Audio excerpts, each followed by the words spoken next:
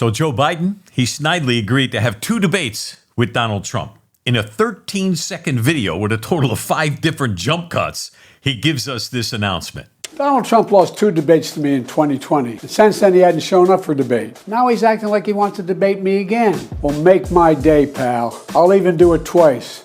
So let's pick the dates, Donald. I hear you're free on Wednesdays. To me, this was a Biden setup, but Trump, he knew better. And he jumped on the chance to destroy Biden on stage. I can't wait to see it as he tears him apart in front of America. Plus, due to the extensive experience that many illegals have swimming to our shores here in America, Mayor Adams proposes to employ them as lifeguards in New York City. Next, we all knew that Google had interfered with elections in the past, but in a recent interview with Michael Knowles, Dr. Robert Epstein reveals the extent of their duplicity. And finally, Hamas can't really be starving because what they're doing is they're throwing away the food that we're airdropping into Gaza. All this and more today on Exposed, the Calo podcast. Biden, this guy is something else. I mean, they had to first shoot him up with some kind of adrenaline, before this, because he's like all wired, and you could tell where they cut the video in, 4 or 5 different segments. And you're talking about a very short video. And, I do a lot of recording, so I can tell you, if you have to cut your video 4 or 5 times, obviously you messed up. And obviously he messed up a lot. But this debate between Biden and Trump will be an amazing, I believe, a fight to the finish. The first debate is going to be hosted by CNN in Atlanta. We already know it's not going to be, favorable to Donald Trump in any way, shape, or form whatsoever. Who are they going to choose? Like Mike Wallace, to question Chris Wallace, whatever his name is. Chris, that's right. His dad was Mike Wallace. He's just about as bad anyhow. So either way, it's never going to be in favor of Trump. But this is going to be on 9 p.m. at night on June 27th. And that's going to be the first debate. The next one is going to be in September if Biden doesn't die before then or has some major physical ailment where he has to step down and they bring in, the pinch hitter. I really think it's going to happen. But anyhow, let's get ready to rumble, folks. Let's get ready to rumble!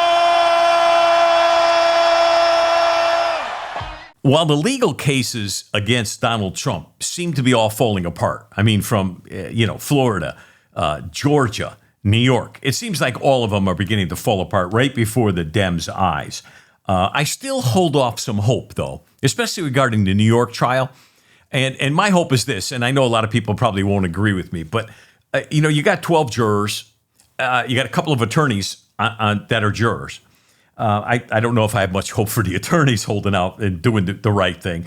But I can't believe that out of 12 men and women on the jury that there won't be 1 or 2 whose conscience is not stricken already, hopefully, by what they've seen and what they haven't seen, which are facts. There's none. There really hasn't been anything, and there's really no criminal offense that's been outlined thus far by the judge. So I kind of hold out some hope that someone will stand up and do the right thing. Now, of course, you got to think about it for a minute. If I were on the jury, and even if I weren't a Trump fan, I have to realize that, hey, listen, if I'm the one who basically gets Trump off the hook, baby, there's a book deal, there's interviews, so maybe somebody's thinking from the greedy side, and thinking, hey, look, I got worldwide fame. Sure, people are going to hate me, but hey, I'm going to be famous. I'm going to be wealthy. I'm going to be rich. Maybe somebody will take it up. Either way, I got a sense it isn't going to work out for the Democrats as far as what they think regarding Donald Trump. So the possibility exists. Maybe there's a true patriot on this, 12 people jury, possibly. But I guess we're going to have to wait and see exactly what happens. Whether or not the defense rests before going into bringing in any more witnesses, I don't know. It seems to be the consensus that maybe they should just rest because it doesn't look like there's any charges there that they can answer to.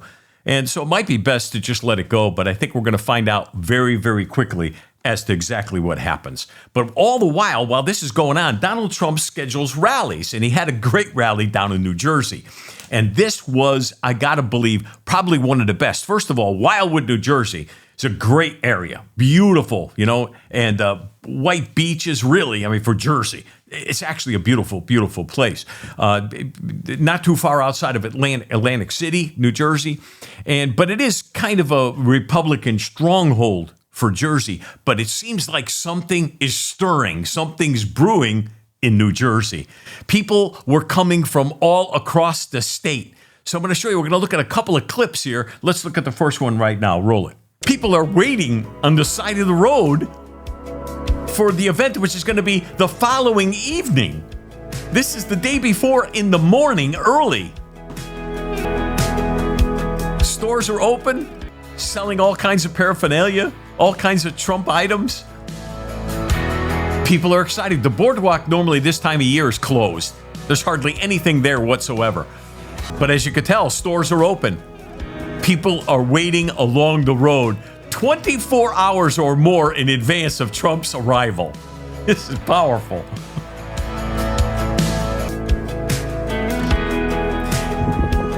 Now we're talking about 5 miles or so from the venue as we're looking at this. This is the next day as Donald Trump arrives at the airport. His Trump plane. This is the caravan as he goes to the venue. Now, Trump is actually in the vehicle, and the people on the side, on the road, are yelling out. Look at it. You'll even see policemen waving. It's powerful. The roads are lined for miles from the airport all the way to the venue.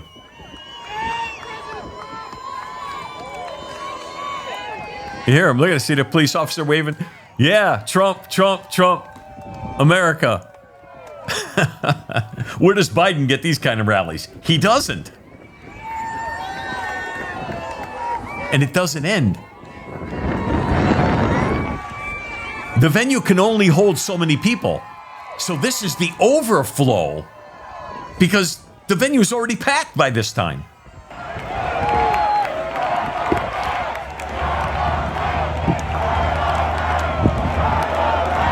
I couldn't understand what they were chanting here. But it's beautiful. Let's roll right to the next one.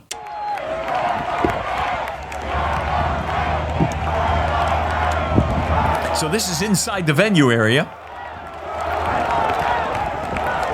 Secret Service. Look at the crowds. They're everywhere.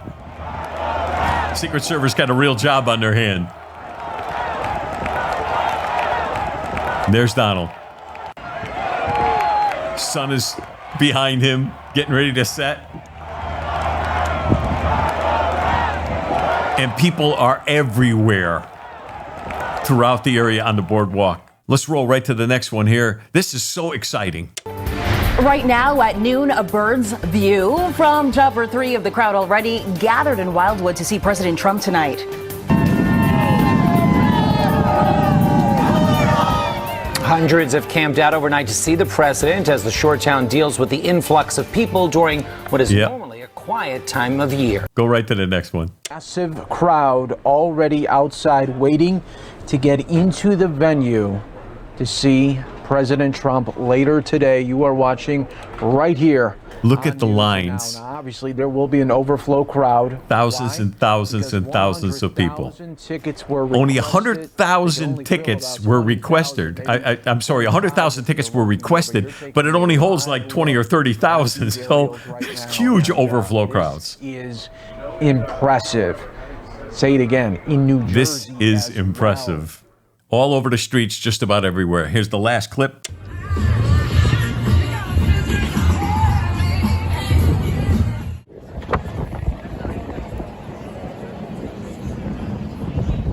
So there is hope. There's hope for America. There's hope for you, for your family, and for mine. And if there's any hope for the left, well, I'm not sure. Let's look at this next video. A woman describes herself as Echo sexual.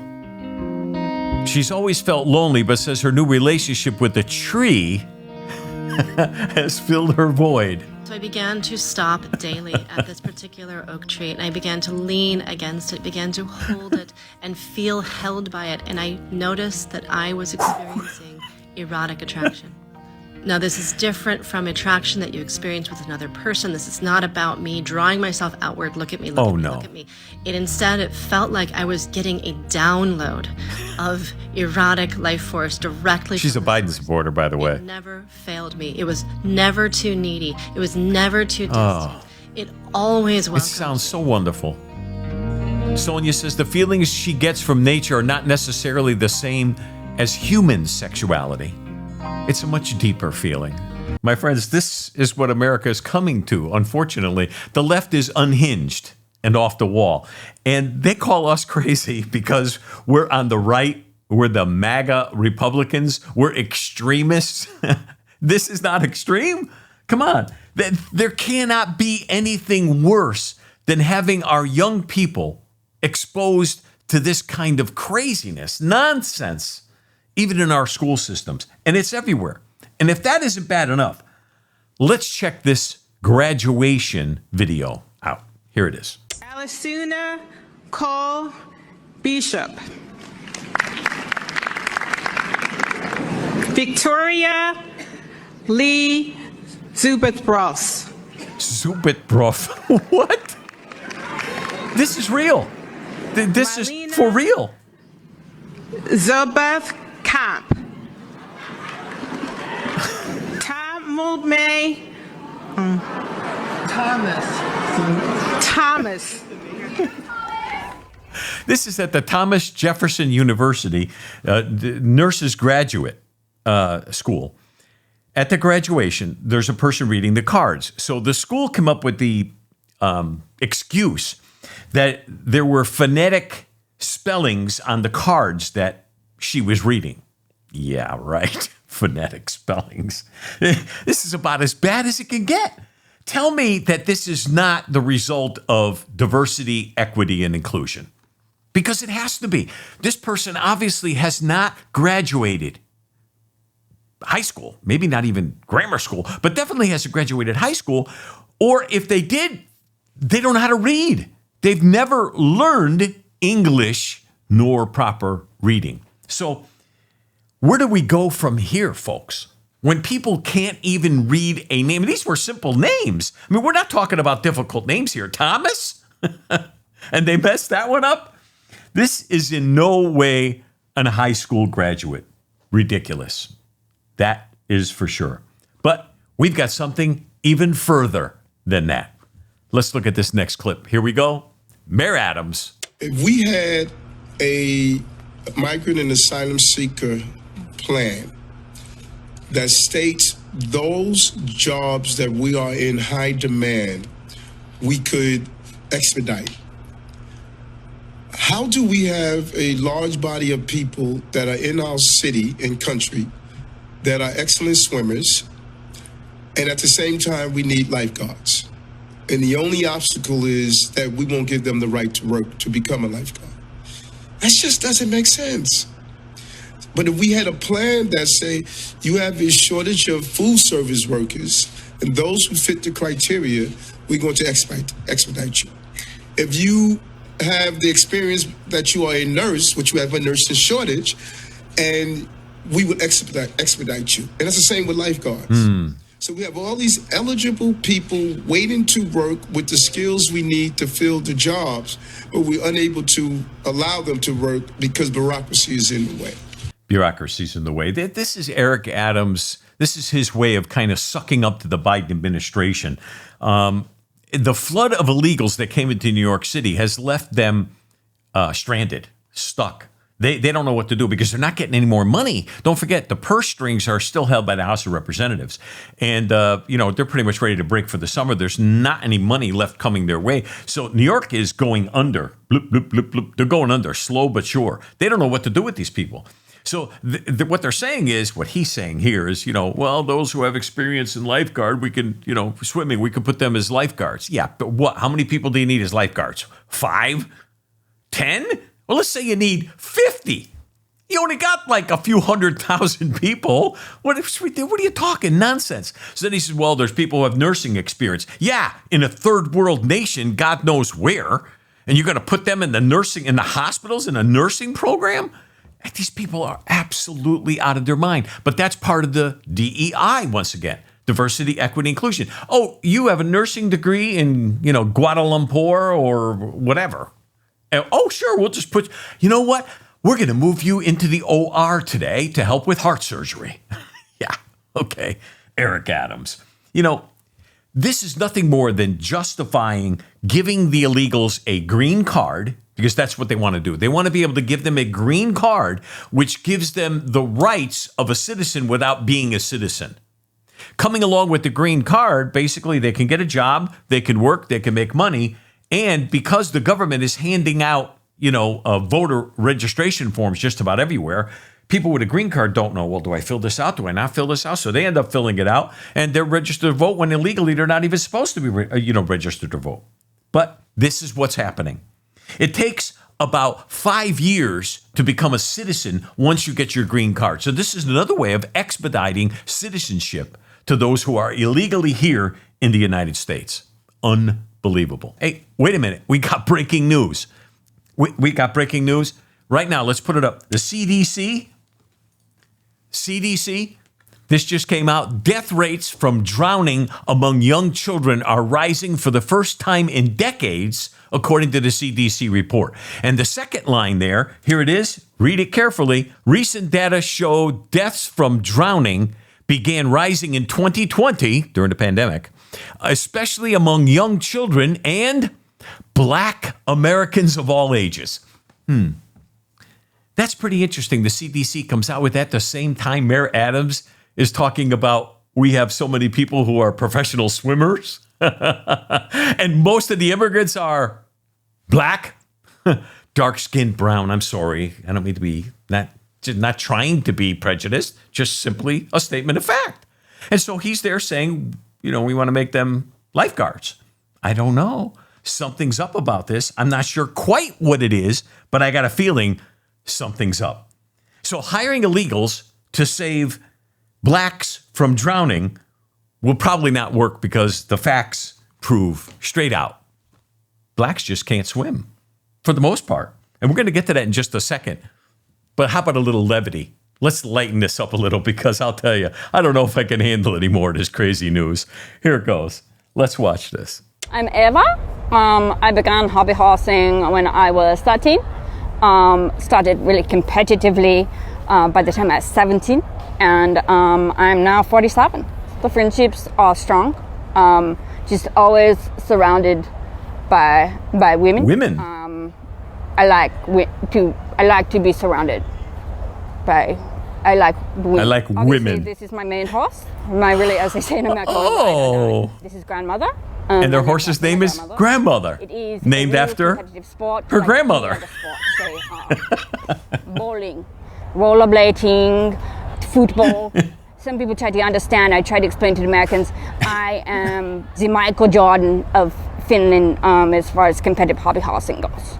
Unbelievable. I can't even begin to tell you, but I needed that little break just to get me back on track. Because we were talking about, Mayor Adams trying to find a way to be able to bring Blacks into a place where they have a job. But what's the real facts behind that? Why is it that it seems the majority of people who actually die, we're going to get to that in a second, from drowning are actually Black? Well, let's listen to some facts together, and we'll talk about it on the other side. It's no secret that there's a tricky relationship with Black folks and swimming. The trick is that more often than not, we ain't doing it. But have you ever wondered why so many Black people don't swim? Black folks weren't always thought to be non-swimmers. Before American slavery, some Africans, especially those in coastal regions, had a positive relationship with swimming. Some were divers, harvesting pearls, searching for gold, and hunting food. From 1492 up until the 19th century, people of African descent could often swim better than Europeans and their descendants. But even the most fierce swimmers were no match for the horrors of the transatlantic slave trade. In the early Americas, it was also documented that the enslaved were in some cases responsible for saving their non-swimming masters. But some slave owners... You see where this is going, right? Because swimming could mean a path to freedom. That fear of black independence eventually infiltrated practically every aspect of American society. As you all are well aware, there were actual laws policing black people's existence, including when and where black folks could swim. According to Jeff Wiltsey, author of Contested Waters, A Social History of Swimming Pools in America, pools were first segregated by gender during the late 19th and early 20th centuries. This meant that at first, black and white swimmers swam together at public pools. But by the 1920s, Jim Crow laws were in full effect and public swimming facilities became segregated by race. Terrible. This institutional racism and segregation didn't stop at pools. It included beaches, lakefronts, puddles. Okay, not puddles, but you get the point. Racist lies about black people were used as justification to keep black and white people from swimming together. So why is this still happening? We are still fighting about black bodies touching white bodies, right? That's where the issue still is.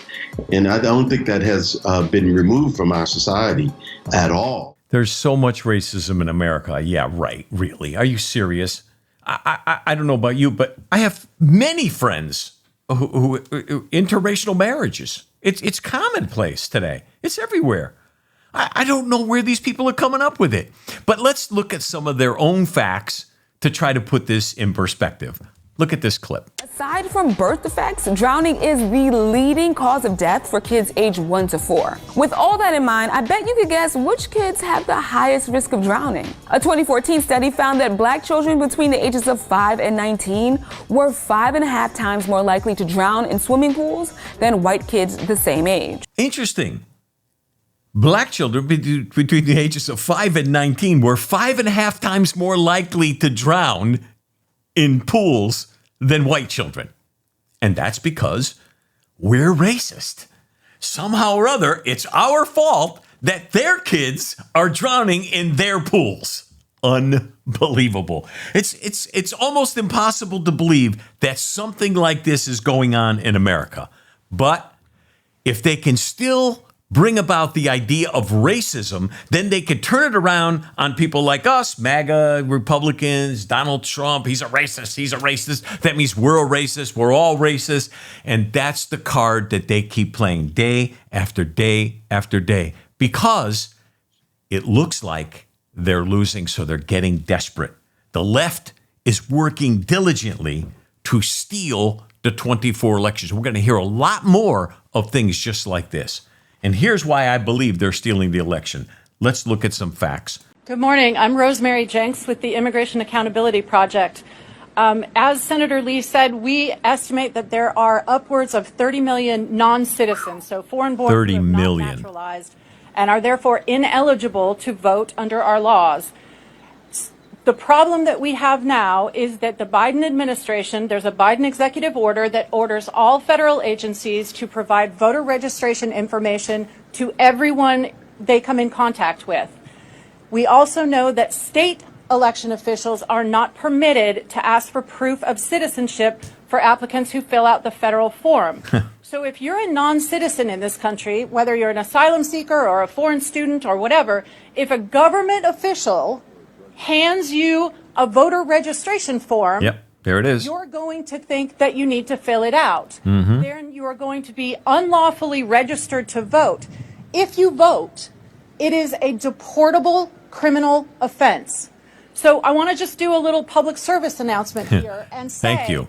If you are not a citizen of the United States of America, you are ineligible to vote. And if you vote, you are committing a criminal deportable offense.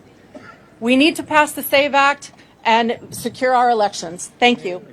Of course, we know the SAVE Act is never going to pass, at least right now, because we don't have any numbers, and the Democrats don't want to pass the SAVE Act. they don't want to try to save the country from, immigrants voting because they know that's the only way they could win is by cheating. But I appreciate her work and the hard work of many others on the committee to try and, protect the election process. Many senators and congressmen are working diligently behind the scenes to try to convince as many as they possibly can to stand behind the integrity of our elections. We really need it. Don't forget, another 4-year term of Donald Trump frightens the left more than you and I could ever imagine. In fact, right now, the talking point is, well, we don't know if Donald Trump is going to leave office at the end of 4 years. They're trying to make it sound like he's a dictator by some ridiculous means. He was already in office. He wasn't a dictator. He didn't act like a dictator. We got one more clip here about the elections. Did you know that non-citizens can vote this year? I had a sneaky suspicion. You know why? Because I have people in my family who are permanent residents and non-citizens, and they're talking about, I got this voter registration card in the mail. What? So these people were interviewed at the Trump rally in New Jersey. Some of my family are not citizens. They're simply permanent residents, and they're getting voter registration cards in the mail. That is crazy. Fact. Yeah. This is the fact. Yeah, I do. Citizenship. Yes. You're supposed to show your citizenship and prove it, not them. They are non-citizens and they can vote. I'm from Baltimore, Maryland, one of the most blue parts of the U.S., and that's what they're doing. If they're doing it in Baltimore, I'm assuming they're doing it in New York, New Jersey. You better believe it. If they're doing it, in Baltimore, if they're doing it in Delaware, you could be sure they're doing it in New York. You could be sure that they're doing it in many other large cities across the nation where they can get away with it easily because it's all blue. Especially we're talking about Seattle and, Michigan and, all these places, Chicago, where, they pretty much could do whatever they want and there's nobody looking over their shoulder. But there's a lot more to this than what we could see on the surface. This next video, I believe, can turn the tide if we could pass this information along. And you and I today are going to get some information. I'm going to make sure you have some websites available. They're going to be scrolling here at the end. These websites and the information that we're providing right now, I think is essential to all of us who consider ourselves patriots in the United States. So let's roll this clip. So however bad you think it is, it's much worse. So I can just give you two numbers and maybe that will summarize it for you. Google alone in this year's presidential election, if we don't do some extraordinary things to stop them, which might be impossible, Google alone will be able to shift between 6.4 million and 25.5 million votes in the presidential election, generally speaking, with no one having the slightest idea that they've been manipulated, and generally speaking, without leaving a paper trail for authorities to trace. Now, this technology is available. It's already out there. Google has been doing it, and it knows. Dr. Epstein is at the forefront of this technology, so much so that his life is in danger. In fact, he was threatened in the past, and his life was threatened. Unfortunately, his wife ended up dying in very mysterious circumstances. Her car lost its brakes, and he lost his wife. But yet, he's a fighting patriot, and he's not a Republican. Okay, I don't understand why. I just can't get it. But he is a Democrat. But he believes in America and that America should have integrity in its elections. Back in 2013, Dr. Epstein discovered what he calls the search engine manipulation effect. And he demonstrated that biased rankings in search engines have the potential to shift the voting preferences of undecided voters. And as he said, this coming election between 6.5 and 25 million votes can be shifted. That's kind of scary to me. Dr. Epstein has developed a system to protect election integrity. And as I said, it's our job to pass this information along to you. So I want you to check it out. Go to mygoogleresearch.com, mygoogleresearch.com. And speaking of not winning, Hamas is not winning against Israel. but their desperation is very obvious because right now they are in process of producing. Now, I don't know how they're doing it. Gaza has been pretty much leveled, but they're producing commercial grade videos to shame Americans. Unbelievable. Here's an example.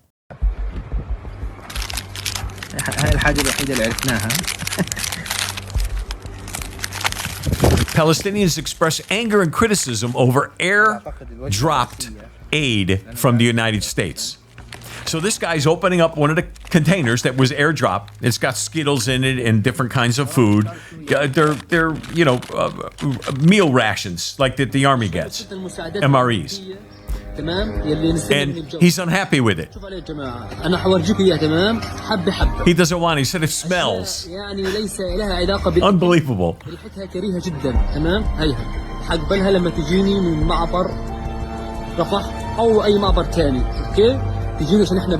So what they want to do with it instead is throw it in the trash. Now supposedly people are starving. Yeah, people are starving. You cannot believe anything that the media is telling you, especially about what's going on right now in Gaza with the Palestinians and Hezbollah and Hamas. Because anytime they're opening their mouth, they're lying. But these videos are being passed not just in America, but all around the world to try to gain some additional support and maybe by some miracle, hold off Israel from completing the process of wiping Hamas off the map. But I believe they're going to do it. But these guys here, maybe we should stop sending them food and instead let's offer them more fine dining. I have a great idea. This is what I think we might be able to do for them. Let's provide fine dining instead.